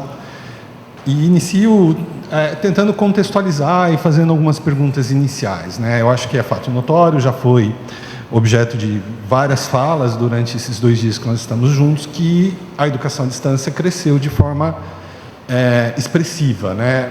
Ouso dizer até de forma descontrolada, né? Nesses pouco mais de 10 anos, a educação à distância, o número de matrículas aumentou em 500%, no mesmo período a gente teve quase 23,4% de encolhimento, de redução nos ingressantes dos cursos presenciais. E o crescimento da educação à distância, ele se tornou muito mais efetivo a partir de 2018. Né? Me parece que é um equívoco vincular o crescimento da educação à distância ao período pandêmico. É um tanto anterior, né? Foi ali durante o governo do presidente Michel Temer, logo depois do impeachment da presidente Dilma, que a gente teve uma série de políticas ou portarias, regulamentos que permitiu o crescimento efetivo da educação à distância. será que esse crescimento, então, foi definido por uma política pública ou estava ali atendendo o interesse desses grupos, dessas empresas educacionais? A professora Adriane falou hoje pela manhã, será que esse crescimento da educação à distância ela estava previsto ou imaginado no atual Plano Nacional de Educação, na Meta 12, que estabelece ali uma série, mais precisamente 20 estratégias para a expansão da educação, do número de matrículas na educação à distância? Será que a educação à distância estava ali no Plano Nacional de Educação de 2014? Feito essas perguntas, me parece que a educação à distância ela está sendo importante para o cumprimento de algumas metas do Plano Nacional de Educação. Afinal, a educação à distância está viabilizando o número de matrículas, né? E isso me parece importante, né? Quando a gente olha, por exemplo, os dados da OCDE, o Brasil tem muito a crescer ainda no número de matrículas no que diz respeito ao percentual da população com educação superior na faixa etária considerada ideal, né? Que para nós é entre 18 e 24 anos. A gente está bem abaixo da média dos 36 países com as maiores economias mundiais, né? A gente está ali quase entre os últimos, ou praticamente entre os últimos. E de que forma será que essa educação, a expansão da educação à distância está contribuindo com isso? E para discutir essa questão do crescimento da educação à distância, eu faço menção num artigo que a gente publicou esse ano, assinado por mim, pelo professor André, pela Adriane, pela professora Lígia, em que a gente discute se esse crescimento da educação à distância é uma política pública ou foi o resultado de uma estratégia empresarial. Confesso que quando nós começamos a escrever, eu partia da hipótese que não, que isso é um resultado de uma estratégia, mas ali nas nossas discussões, entre nós quatro, principalmente o professor André, ele colocava muito a questão que muitas vezes é uma política pública resultado de uma omissão, né? O Estado simplesmente fazendo uso de uma expressão cunhada por um antigo ministro do governo Bolsonaro, abriu a porteira para passar a boiada. E, literalmente, a boiada passou na educação à distância, a partir de uma política pública omissa, no sentido de permitir o crescimento nesse sentido. Então, me parece que há um conjunto de fatores que contribuíram para o crescimento da educação à distância. Houve uma participação efetiva em políticas públicas e ela é marcada muito por esse decreto. Um decreto de 2017, logo ali nos primeiros meses do governo do Michel Temer, em que houve ali uma liberação para a abertura de novos cursos da educação à distância, né? Abriu-se mão, por exemplo, das avaliações em loco para credenciamento de polos, e aí a gente começou a ter o aumento substancial da educação à distância. A Adriane, até fazendo menção ao artigo que está ali referenciado, a gente fez uma análise, por exemplo, dos planos nacionais de educação à distância, planos nacionais de educação, olhando a educação à distância. O Plano Nacional de Educação anterior tratava da educação à distância, como muito bem falou a Adriane, 27 vezes, muito no sentido de incentivar a formação de professores. No Plano Nacional de Educação atual, que vai até o próximo ano, né, que não foi decenal, são 11 anos, ele trata apenas 4 vezes. E nada relacionado, a palavra educação à distância, no atual Plano Nacional de Educação, aparece 4 vezes. E não é relacionado diretamente com a educação superior. Falem de forma esparsa no Plano Nacional. Então, me parece que esse crescimento da educação à distância não foi um resultado planejado a partir do Plano Nacional de Educação. Em termos de políticas públicas, me parece que é um tanto óbvio que as principais referências que nós temos como políticas públicas educacionais no Brasil são, em primeiro lugar, a Constituição, depois a LDB e, na sequência, o Plano Nacional de Educação. Né? Então, não se trata de uma política de governo, mas é uma política de Estado. E, quando a gente olha o atual Plano Nacional de Educação, a EAD não está ali contemplada para justificar esse crescimento substancial que a gente tem visto nos últimos anos. E esse crescimento é representado por esse gráfico. A professora Helena falou ontem, né? Hoje nós já temos mais de 66% dos ingressantes, estou me referindo aos calouros da educação superior brasileira, eles entram pela educação à distância. E na mesma toada, esse é o típico gráfico boca de jacaré, né? A educação presencial vai caindo na mesma proporção. que a educação à distância se eleva.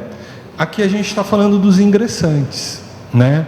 E aí esses números também se refletem, claro, nas matrículas, né? Então, em 2013, por exemplo, a gente tinha pouco mais de 1 milhão de alunos na educação à distância.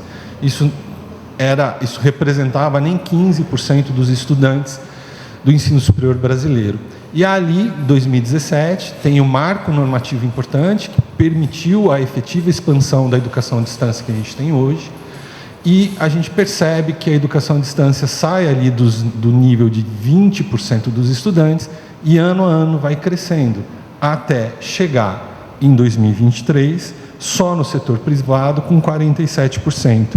Quando a gente faz a somatória ali com o setor público, dá quase 50%. Hoje, praticamente, todos os estudantes que estão matriculados na educação superior brasileira, metade deles estão na educação à distância e a outra metade no ensino presencial. E esse esforço de crescimento da educação à distância começa, portanto, antes do período pandêmico. Obviamente que a pandemia certamente contribuiu, alimentou esse movimento, mas não foi vamos dizer, o ponto de partida. O ponto de partida é um pouco mais atrás, né? A gente está falando da mudança legislativa em 2017. Bom, e com isso, ou para isso, melhor dizendo, foi necessário uma série de estratégias comerciais. E uma das estratégias comerciais mais importantes foi a abertura dos polos de educação à distância. A gente tem hoje, com os dados até 2024, mais de 50 mil polos de educação à distância espalhados pelo Brasil. Gosto de fazer o seguinte exemplo, a seguinte imagem que todo mundo provavelmente vai concordar. Provavelmente no bairro em que você mora tem um polo de educação à distância a algumas ruas ou algumas quadras da sua casa. A abertura desses polos de educação à distância, ele se dá num processo no formato de franquia, né? Quem está à frente desses polos de educação à distância são os franqueados, e eles ganham por captação de alunos. E é interessante, até a partir de uma colocação feita agora pela manhã do professor Renato, que antes do período pandêmico, os polos de educação à distância, eles tinham uma importância muito relevante nesse processo todo. Porque antes do período pandêmico, obrigatoriamente, nos cursos à distância, uma das avaliações, com peso de no mínimo 50%, era feita necessariamente dentro do polo. Então, a abertura dos polos de educação à distância antes do período pandêmico tinha que ter uma estrutura mínima, porque os alunos do EAD, necessariamente, pelo menos uma vez por semestre, tinham que comparecer presencialmente no polo para realizar uma prova, que tinha um peso de no mínimo 50%. Durante a pandemia, todo mundo se recolheu, todo mundo ficou em casa, e essa obrigatoriedade caiu, de tal forma que todas as avaliações, a partir ali da pandemia, puderam ser feitas em domicílio. E continua assim. A pandemia já foi, e a exigência não voltou, né? Então, hoje, os polos de educação à distância, por que essa exigência não voltou? Porque a obrigatoriedade de realizar pelo menos uma avaliação do polo não retornou. Porque os polos mudaram de característica. Eles não deixaram de ser aquele polo de apoio, né, para o estudante, passou a ser um polo de venda, passou a ser um ponto de negócio, né? Então, eu posso ter hoje polos com estruturas mínimas, simplesmente para captar o aluno, para ter ali uma presencialidade com o aluno de forma mais efetiva, né? Agora, com essas mudanças que a gente está acompanhando, uso o verbo no gerúndio porque a gente não sabe muito bem como que vai acontecer, talvez essa estrutura se mude, mas caso comece a exigir algumas atividades dentro dos polos, provavelmente o quantitativo vai reduzir de forma expressiva, porque os polos que estão aí, esses 50 mil polos, boa parte dele não tem condições de fazer esse atendimento ao aluno. Bom, quando a gente fala em educação no Brasil, a educação superior no Brasil, bem ou mal, a gente tem que olhar para o setor privado. Porque hoje o setor privado tem quase 80% dos alunos. E quando a gente olha para o setor privado, a gente tem que olhar para as empresas educacionais. ou como gosta de chamar, ou como passou a identificar a professora Carolina, com quem eu concordo, esses oligopólios educacionais. E esses oligopólios educacionais, eles não se mostram apenas nos dados do censo, nos dados do INEP, eles se mostram de outras formas. Então, por exemplo, um excelente documento para base, para pesquisa sobre esses grupos, são os relatórios administrativos, que eles divulgam de forma trimestral, por uma imposição legal. Mas também outras referências são interessantes, como, por exemplo, as suas redes sociais, né? Eles têm uma dinâmica de divulgação e de comunicação muito diferente das confessionais, das comunitárias, das públicas. E confesso que ontem à noite estava tentando montar a apresentação, deixá-la redondinha, e aí abri meu LinkedIn. E aí apareceu isso. A gente fechou. Essas empresas educacionais, elas trabalham a partir de trimestres. Os relatórios são trimestrais. Elas apresentam 4 relatórios por ano. O último relatório vai sair provavelmente no começo do ano que vem. Então, a Vitro Educação fez uma publicação na segunda-feira, comemorando, dizendo que 2024 foi um ano super bacana para ela. E ela só mostrou 3 relatórios, ainda não fechou o ano.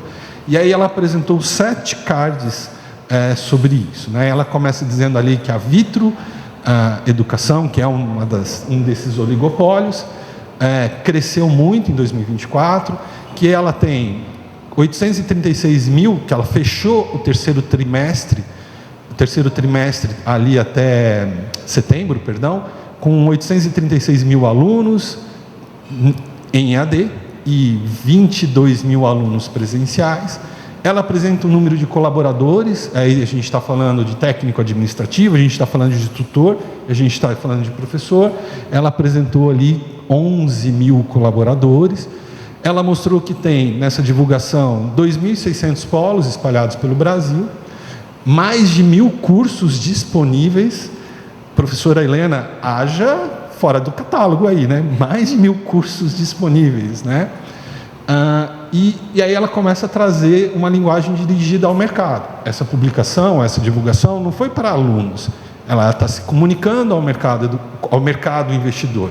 E ela fala, olha, o meu EBITDA deu 626 milhões no trimestre e meu lucro líquido, ou melhor, minha receita líquida no trimestre acumulado deu 1,6 bilhão. Nossa, é bastante coisa. E aí a gente está num congresso, num seminário sobre educação, e aí vem uma pessoa e fala em EBITDA e receita líquida. Quando a gente fala em receita líquida, a gente está tratando da receita bruta, subtraindo os custos, né? Então, basicamente, ela está falando que ela teve um lucro em 9 meses de 1,6 bilhão. E o EBITDA ele é um valor menor, porque ele não só vai reduzir os custos, mas também vai reduzir os impostos, a depreciação, a amortização com juros, e o EBITDA dela foi de 626 milhões. Eu fiz uma conta por cima, se ela tem 11 mil e poucos colaboradores e 850 mil alunos, ela tem mais ou menos 76 alunos por colaborador, né? Eu vou explicar depois esse número. Quando eu vi os dados da Vitro, acho que se todos aqui acompanham minimamente o setor, sabe que a Vitro não é uma das grandes, não é a maior de todas. Eu fui ver o resultado dos trimestres das grandes. E ela apresentou ali o dado da receita líquida acumulada nesses 9 meses, 1,6 bilhão. É muito? Não, foi pouco. Foi o menor de todos. Quando a gente olha a receita líquida do trimestre só de 3 meses, os números são os seguintes. Ali a receita líquida de 9 meses. Do trimestre,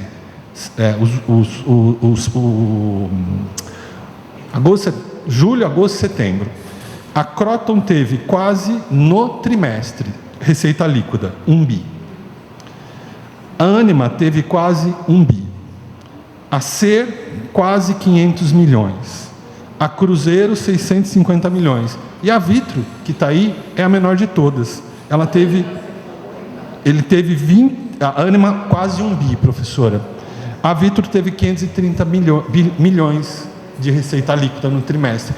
E a maior de todas, a Edux, do Eduardo Parente, teve 1,3 bilhão de receita líquida no trimestre. Então, o que a Vitro teve em 9 meses, a Edux teve em 3 meses. Perceberam?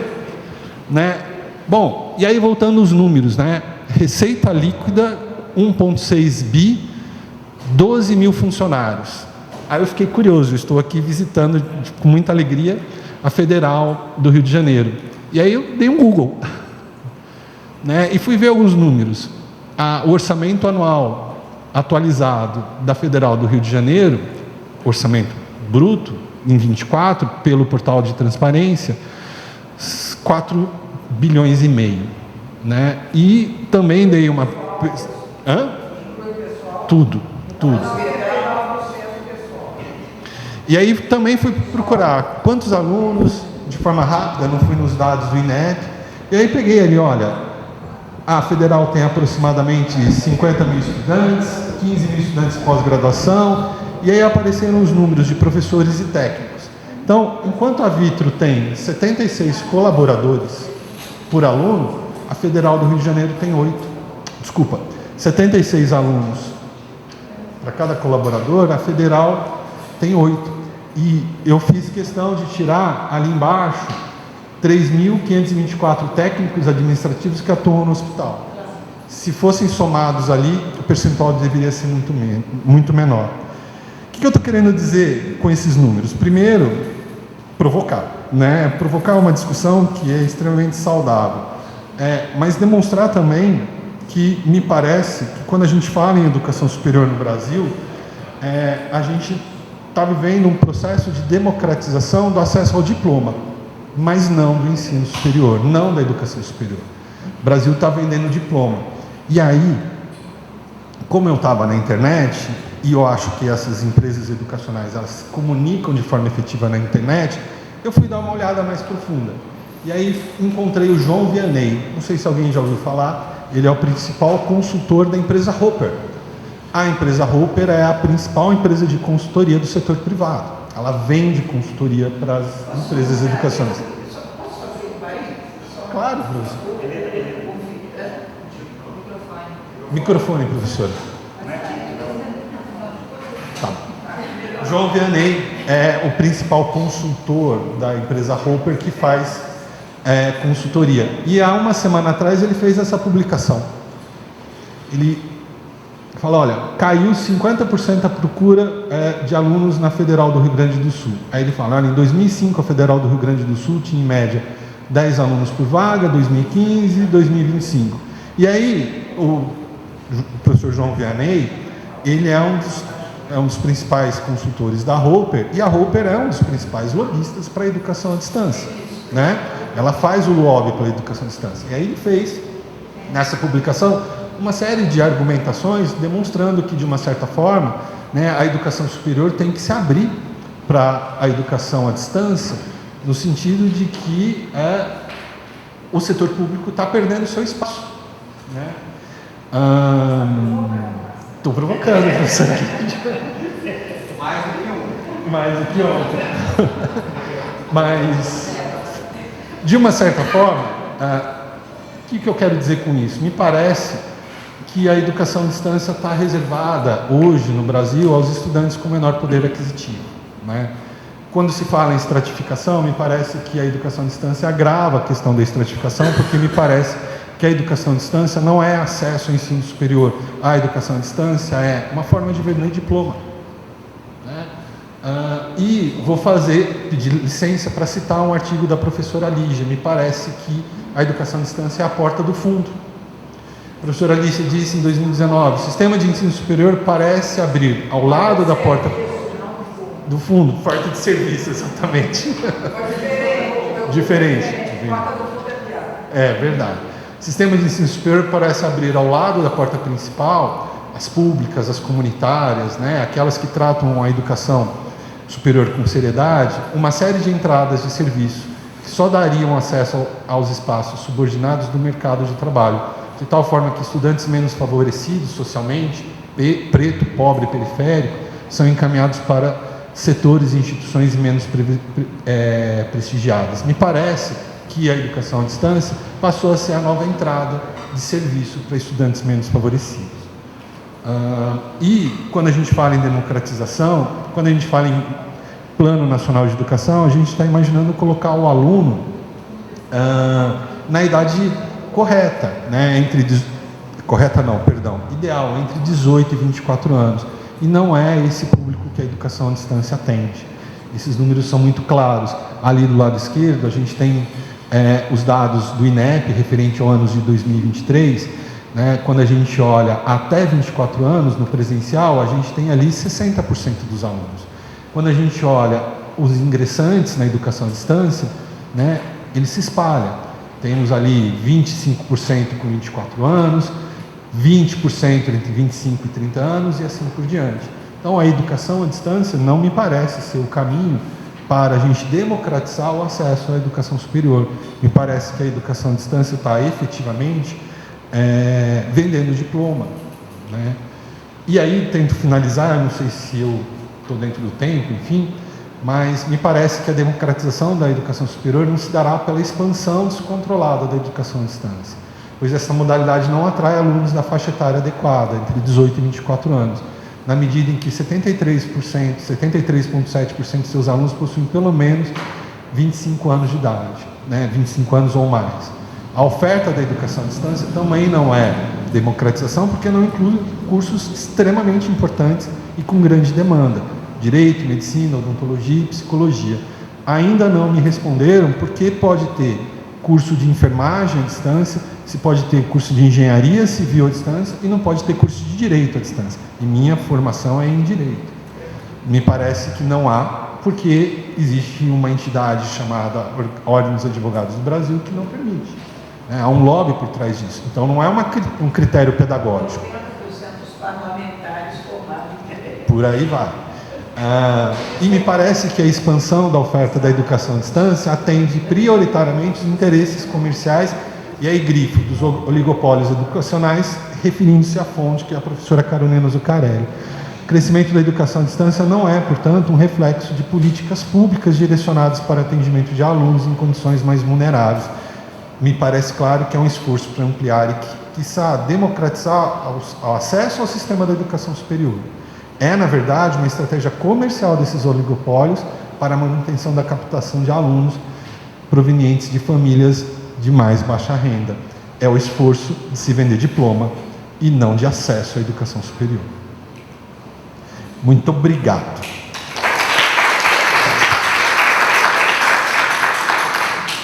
Obrigada, Marcelo. Mas o pessoal está ali, né? Tá, só não está. Muitas provocações, né? Então, já vamos passar aqui para as perguntas. Então, Maria Alice.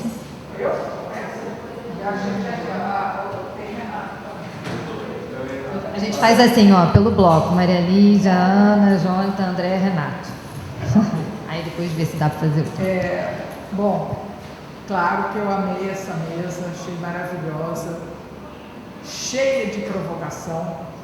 Não só para mim, o Marcelo vai direto, mas todas as discussões me parecem uma provocação, mas particularmente eu queria lembrar uma coisa do Flaubert.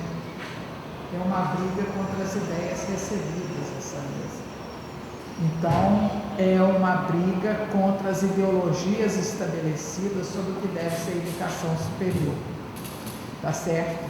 E o sentido do trabalho analítico, do trabalho científico, do trabalho sociológico é justamente entender o que está em jogo nisso e brigar com as ideias recebidas, né? Então, eu não vou responder diretamente ao Marcelo, vou deixar para o final uma coisa, mas eu queria chamar a atenção para a apresentação do Júlio, que foi fantástica, porque traz um monte de informações sobre a Argentina que briga um pouco com as nossas ideias estabelecidas sobre o que é um maravilhoso serviço público na Argentina, serviço de educação superior pública na Argentina. Na Argentina tem um setor privado que é muito rico e muito cheio de informações que são importantes para nós. Por exemplo, o fato de que a pós-graduação na Argentina é fortemente privada também. Não é monopólio da educação superior pública e nem preservada dessa forma. Acho que temos que pensar nesse modelo, nessa ideia que, olha, tem coisas aqui do lado que estão funcionando que nós temos que entender. Pós-graduação no Brasil anda problemática, anda um tanto ou quanto gigante demais, desculpem, isso é puro oportunismo local, porque tem gente me ouvindo, porque na verdade é um impressionismo total, não é analítico. Mas nós temos Houston, we have a problem. E se não for o problema que nós vamos ter com Sirius daqui 25 milhões de anos, porque Sirius está chegando perto da Terra, teremos Sirius problem lá na época. Medonha a piada. Mas essa questão da pós-graduação na Argentina me chamou a atenção, acho que nós temos que pensar. E voltando para a EAD e a briga do Marcelo, que me citou corretamente, eu concordo com o que eu disse e com a forma como você me citou, só que eu interpreto de outra forma.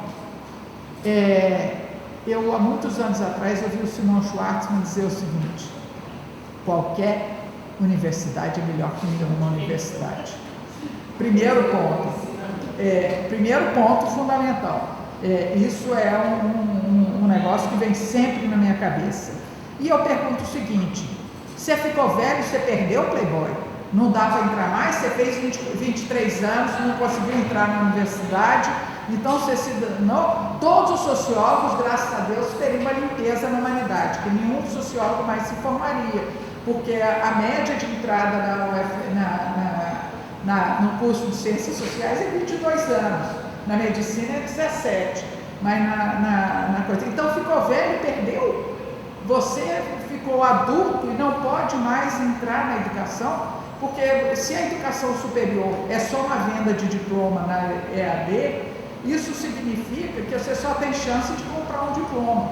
Então, nós temos que pensar nisso. E aí pensar o que significa realmente democratizar a educação superior.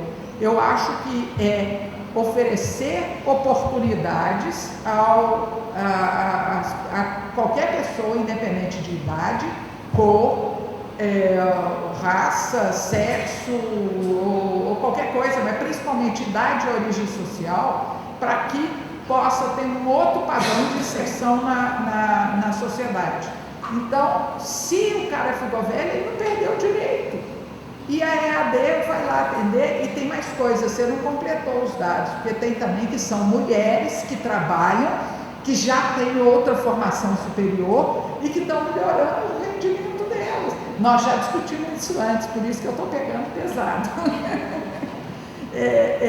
Então, eu quero chamar a atenção que vamos tomar cuidado em condenar uma coisa que pode ser oportunidade que é diferente da que nós tivemos, mas são oportunidades. E o mundo não é mais o mesmo de quando a minha mãe falou que eu não podia nem casar, nem namorar podia, não podia casar, nem nada, sem eu ter me formado e ter arrumado trabalho, formado na universidade.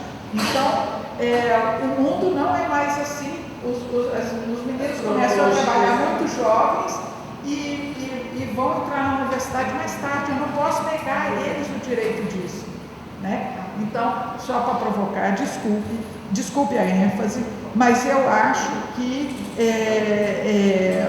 é essencial pensar que democratizar é oferecer oportunidades para pessoas aproveitarem de alguma forma, não necessariamente para virar um professor doutor maravilhoso, ia falar uma palavra que não pode, mas assim, é também para formar um cara que vai ser o gerente da loja da lavanderia na rua da minha casa. Então, isso aí, esse ensino à distância produz isso e dá material para isso. É uma defesa muito enfática, mas eu costumo ser mais enfática do que devia. Então, mas só para cumprimentar a mesa fantástica, André e Carolina Zucca, querida. Estão de parabéns, eu não consigo chamar ela de Carolina, fica esquisito. Mas eu sou Zucca. E é maravilhoso ver esse debate. Então, eu acho fundamental. Obrigada, gente. Obrigada, Maria Lígia. Eu vou fazer assim, vou seguir a mesa. Não, segue você, Ana, depois, e aí eu vou pedir para vocês fazerem perguntas rápidas, se possível, de até 2 minutos. Não, você pode, Maria Lígia. Então, para depois poder voltar. Então, depois do Renato, a gente vai para a Helena e passa para as pessoas responderem, tá? Então... Não, vai ser a Ana, André, Renato e Helena. Pronto. Bom, gente, quem fala aqui é uma simples pessoa da educação, que depois Lígia já falou bastante, estranha no grupo, né? Mas eu queria lembrar só uma parte que já começou quando a Adriane falou, que eu fico olhando todo esse movimento, também fiz estudos na EAD, eu tive formação em tecnologia educacional, olha que engraçado, eu aprendi a elaborar material. Então aí você começa a olhar como cresceu, etc e tal, e eu fico pensando que a gente tem que buscar também, a mesa foi sensacional, parênteses, né? Como todo seminário. Também alguns outros parâmetros, categorias ou referenciais para análise do que está acontecendo de aí. Por quê? Quando a Adriane fala do histórico de educação à distância, começa no Brasil como? Com aqueles materiais impressos, sabe, para formação profissional, complementação de quem não tinha acesso à escola. Então, não era nem o telecurso, era aquele material impresso, antes do telecurso, final do século XIX, Instituto Universal. Eu não estudei lá não, gente, também não sou tão velha assim, mas a gente via, eu lembro que eu via garotas revistinhas, então era corte e costura, técnica eletrônica, recebia o material impresso em casa, isso no final do século XIX. Ô, Renan, eu não queria ser indelicado, mas se você puder fazer a pergunta, eu agradeço. Mas aí o que acontecia ali? O estigma que vinha, que a AD era de baixa qualidade e que a AD era para o pobre que não teve acesso a uma educação formal. E o que eu olho é que até hoje, estamos no século XXI, estamos no mesmo parâmetro olhando para a AD, com o mesmo estigma, de que ela é de baixa qualidade para o pobre, para a pessoa excluída do sistema. E acho que Lígia falou, outro ponto era que a gente está falando de modalidade de oferta. Então, o que precede? Se ela é presencial, a gente não está falando de educação à distância, a gente está falando de uma modalidade de oferta. Então, o que precede? Se ela é presencial ou à distância, é uma discussão sobre educação superior, e aí você já colocou com toda a propriedade. E há estudos, olhando para frente, né, de um futuro, que já dizem que não vai haver mais essa distinção, né, que do híbrido vai se avançar para uma multimodalidade, enfim, que a gente vai superar. Era isso, só aí uma perguntinha para o Rúlio. Rúlio, se os cursos ofertados na modalidade à distância também incluem na formação continuada mesmo, pós-graduação, a docência, formação para docência, formação de professores. Obrigada. Obrigado e parabéns pelas apresentações, né, Cristina, Rúlio, Marcelo. Vou começar pela Cristina. Cristina, eu achei muito legal, assim, deu várias ideias para o nosso trabalho, né, de tipologia que você citou. Eu queria ouvir você um pouco mais sobre a questão da gestão nas comunitárias, né, porque você tem um artigo de 2020 que você entrevistou professores, gestores, etc., e que eles criticavam, né, a morosidade, como as instituições não eram responsivas às mudanças no ambiente da educação superior. E então eu queria ouvir um pouco mais, assim, como é que essas instituições veem, digamos assim, problemas e dificuldades, limitações internas para se adaptarem a essas mudanças regulatórias, enfim, ou disputa, né, o fato de o sistema brasileiro estar se tornando cada vez mais orientado para o mercado, etc. Se pudesse comentar um pouco mais essa questão. E a questão do hibridismo também, quais elementos, além da oferta, que eu vi que você, o perfil docente, se você tem outros elementos para afirmar sobre o hibridismo dessas novas instituições, quer dizer, das instituições comunitárias, né? Júlio, eu vi nos seus dados, vou falar um pouco devagar agora para o Júlio conseguir me entender. Eu vi na sua apresentação, Júlio, que você mostrou, por exemplo, que, enfim, eu teria vários elementos para perguntar, mas eu vou escolher a dos egressos, né, dos graduados. Eu vi que, embora você tenha um número de matrículas ingressantes muito maior no setor público, quando você olha a distribuição entre os setores, entre os graduados, é quase meio a meio, né? Então, assim, eu queria entender, queria que você nos ajudasse a entender um pouco o que é que explica o fato de você, quando eu vou olhar os graduados, você ter quase, quer dizer, equilíbrio, né, entre os setores. Então, isso quer dizer o quê? Que o setor público não é tão eficaz para formar quem entra, né? Ou seja, é uma questão de políticas de permanência no setor público. O setor privado consegue fazer mais com que quem entra chegue ao final do curso. Enfim, que comentasse um pouco. Aí pode ser uma pergunta mais de contexto mesmo, né? Qual o contexto do sistema de educação superior argentino e que explica essa diferença, tá? A do Marcelo não vou entrar agora, não. Depois a gente conversa. Deixa eu só fazer uma pergunta aqui para vocês. A gente, 4h30, vai ter a palestra do Rodrigo Capelato. Então, se Cristina e Júlio podem ficar até depois da palestra para responder as questões. A palestra termina às 5. Yo en mi caso me tengo que retirar porque trabajo fuera de Buenos Aires y tengo que volver ahora. Então, Júlio, a gente pode então passar a palavra para o Júlio responder? Por favor, Júlio, então. Bueno, entonces respecto a la pregunta sobre la formación docente en educación a distancia, no estaba incluida en los datos porque en Argentina la formación docente está fuera de las universidades, en los institutos de formación docente, y no estaba incluida la información en los datos que mostré.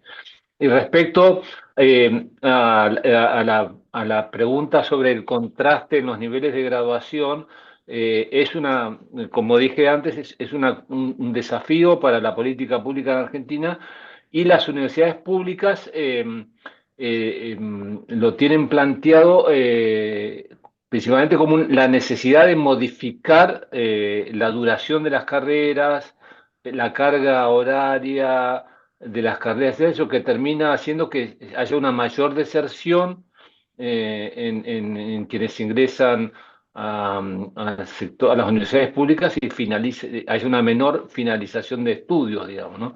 Entonces, incluso si uno analiza quiénes se están graduando en universidades públicas, al final se gradúan hijos de profesionales o de sectores favorecidos, con lo cual no se está de alguna manera favoreciendo la movilidad social. Bueno, es un poco más complejo, pero sí es una primera respuesta a la observación. Decía recién Andrés. Muchísimas gracias por la invitación y muchísimas gracias por este espacio, y también para los colegas que han expuesto y las provocaciones finales recién de Marcelo, que fueron muy interesantes, y un saludo a María Ligia. Muchísimas gracias. Nós que agradecemos, Júlio. Obrigada. Saludo. Enquanto o Rodrigo não entra, Cristina, se você puder então responder as perguntas. Espera um pouquinho só. Eu tenho uma pergunta também. Renato, mas aí a gente espera depois. acabar a palestra Ok. do Rodrigo, que a Helena também tem, aí só para a Cristina seguir. Sim, ótimo. Obrigada pela pergunta. Sobre os movimentos com relação à gestão das ICES, né? Daquela época, aqueles dados, então, eles são coletados em 2016, 17, né? Por aí.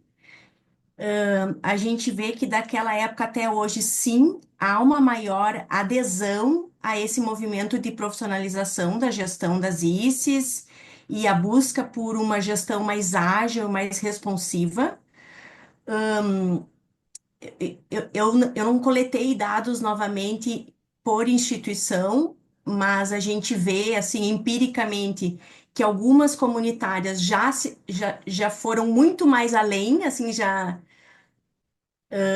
se deslocaram mais nesse processo de profissionalização e agilização, o que significa, inclusive, reduzir um pouco de colegialidade, e outras menos. Outras ainda estão um pouco mais presas nos corporativismos, enfim, que era aquilo que eles levantavam. Eles diziam, em nome da colegialidade, se defendem posturas corporativistas, lembra, né, que é o que acontecia naquela ocasião.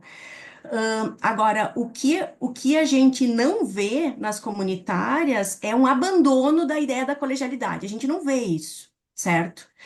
Isso é importante. Talvez isso venha a acontecer, mas olhando para as universidades do sul do Brasil, menos. E eu quero comentar um pouquinho de uma outra coleta de dados que a gente está fazendo agora, que é com professores de instituições privadas sem fins lucrativos no Brasil, uma coleta, um survey, escala Likert, e tem um grupo importante de professores ali que são de comunitárias. E diferente das posturas daquela época, a gente vê hoje uma adesão significativa dos professores à profissionalização da gestão, concordando com o movimento de profissionalização da gestão. Ao mesmo tempo, uma concordância muito, muito grande com a preservação da colegialidade e da influência acadêmica, da influência dos professores na gestão de ordem acadêmica. Então, veja, é muito híbrido mesmo, né? É muito híbrido. Assim, a gente vê um desenho de um capitalismo acadêmico que vai fazendo uma mistura, né, de características bem privadas, assim, mais industriais, né, como vocês falavam, e características mais públicas, colegiadas, enfim, né.